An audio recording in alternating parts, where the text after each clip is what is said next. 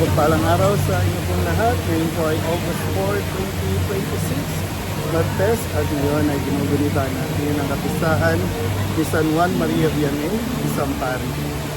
Ating po unang pagbasa ng paninilay sa araw nito ay hinango mula sa aklat ni Propeta Jeremias chapter 30 verses 1 to 2, verses 12 to 15, and verses 18 to 22. Kinausap ng Panginoon si Jeremias at ito ang sinabi. Isulat mong lahat ang sinabi ko sa iyo. Ito ang sabi ng Panginoon sa kanyang bayan. Wala nang lunas ang iyong sakit.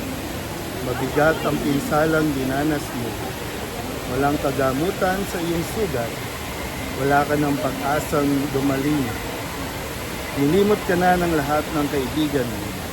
Wala na rin silang malasakit sa iyo. Ika'y hinampas ko, gaya ng pagsalakay ng isang kaaway. Buong lupit kitang pinarusahan, sapagkat matindi ang iyong kasamaan at napakarami mong kasalanan. Huwag ka nang dumaing dahil sa iyong sakit. Wala nang lunas ang sugat mo. Ginawa ko ito sa iyo sapagkat napakalaki ng iyong kasamaan at napakarami mong kasalanan. Sinabi pa rin ng Panginoon, muli kong ibabangon ang lipi ni Jacob, pagpapalain ko ang bawat angkan niya. Bawat lungsod na winasak ay muling itatayo, at ititindig ang bawat gusali. Ang mga tao roon ay aawit ng pagpupuri at magkakaingay sa tuwa.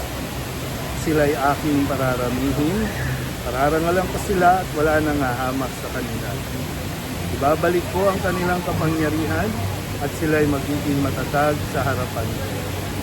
Parurusahan ko ang lahat ng mga api sa kanila. Lilitaw ang isang pangulo na mula rin sa kanila. Aanyayahan ko sila o siya kaya't siya na may lalapit sa akin, sapagkat walang mangangahas na kusang lumapit sa akin. Kaya nga, sila'y magiging aking bayan at ako ang magiging kanilang Diyos. Ang salita ng Diyos.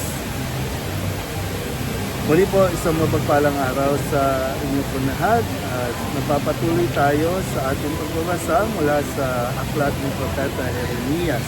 At ngayon ay halos na sa dulong bahagi na tayo ng kanyang pagpapahayag. Kaya't makikita natin na tila ba hinayaan ng Panginoon ng pagkakawatak-watak ng Jerusalem sa kamay ng mga kalaban nito. Hinayaan niya na mangyari ito dahil nagawin ng kanilang mga kalaban. Ngunit, yung bahagi din ng pinahayag ni Jeremias na niloloob niya ang pagpapanumbalik ng lungsod kung saan siya ang gagawa ng bagong tipan upang kilalanin ng mga tao ang Diyos at sila'y magiging muling Kanya. Isang tipan ang binibigay ng Diyos o ng Panginoon sa Kanyang bayan.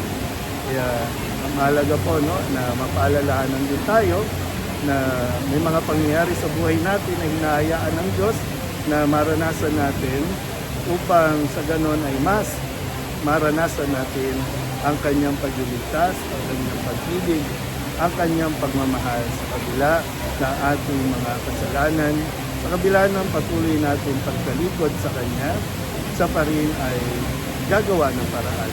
Kapag isang Panginoon na po pwedeng maging magulang na bahagi ng pagdidisiplina sa atin ay hayaan tayo matuto rin sa ating mga kamalian. Yung gano'n, no? Hinahayaan niya na maranasan natin ang hirap, nang sa ganon ay may matutunan tayo. Kung sakali umabot na sa punto na talagang hindi na natin kaya, ang Diyos pa rin ang gagawa ng paraan, ang Diyos pa rin ang tutulong sa atin. Muli po, isang mapagpalang araw sa inyo po.